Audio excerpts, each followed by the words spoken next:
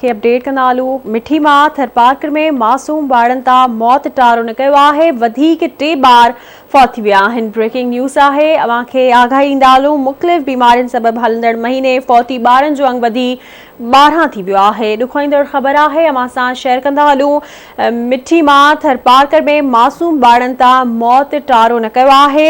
वधीक 3 ॿार फौत थी विया आहिनि। मुख़्तलिफ़ बीमारियुनि सबबि हलंदड़ महीने फौती ॿारनि जो अंग वधी 12 थी वियो आहे। ब्रेकिंग न्यूज़ आहे। अवां खे आगाही ॾींदा हलूं। ख़बर अवां सां शेयर कंदा हलूं। मिठी मां थरपारकर में मासूम ॿारनि तां मौत टारो न कयो आहे। वधीक 3 ॿार फौत थी विया आहिनि।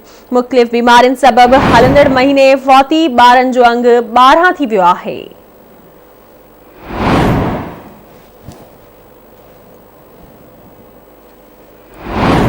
मूंखे अपडेट कंदा हलूं। मिठी मां थरपारकर में मासूम ॿारनि तां मौत टारो न कयो आहे। तफ़सील मालूम कंदासीं मिठी मां एजाज़ वज़ीर खां। जी एजाज़, अपडेट कजो, कहिड़ा तफ़सील आहिनि?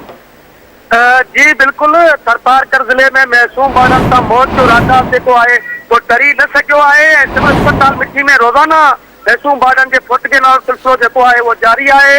अॼु वधीक 3 मासूम ॿार जेके आहिनि वो तव्हांखे ॿुधाइनि फौत थी विया आहिनि। उन मासूम ॿारनि में 6 महीननि जो आमिन अला रखियो, विक्यो नोड़ी जो 20 ॾींहंनि जो ॿारु आहे, शबीर जो ॿारु जेके आहिनि उहे शामिल आहिनि। हलंदड़ महीने फौती ॿारनि जो अंग जेको आहे उहो वधी 12 थी वियो आहे। पर ही अमकानी तव्हांखे ॿुधाइनि चीफ जस्टिस पाकिस्तान जेको आहे गुलज़ार अहमद उन जो दौरो जेको आहे वो अॼु थरपारकर में रखियल आहे। अॼु आहे सुभाणे 2 ॾींहं जेका आहे चीफ जस्टिस हिते हूंदो। उन खां पोइ उते अस्पताल खे सिंगारियो वियो आहे, अस्पताल खे संवारियो वियो आहे, सफ़ाई कई वई आहे, उते रंग रोगन कयो वियो आहे। मुख़्तलिफ़ बोर्ड साइन बोर्ड जेके आहिनि उहे लॻाया विया आहिनि। पर मासूम ॿारनि सां जेको मौत वारो सिलसिलो जेको आहे उन खे सिहत जूं सहूलियतूं जेके आहिनि उहे फ़राहम कयूं वञनि उहे न थी सघियूं आहिनि। हेसि ताईं तव्हांखे ॿुधायां त असांखे जेके ज़रिया दावा था कनि सिविल अस्पताल मिठी में दवाऊं जेके आहिनि मौजूदु कयूं वियूं आहिनि।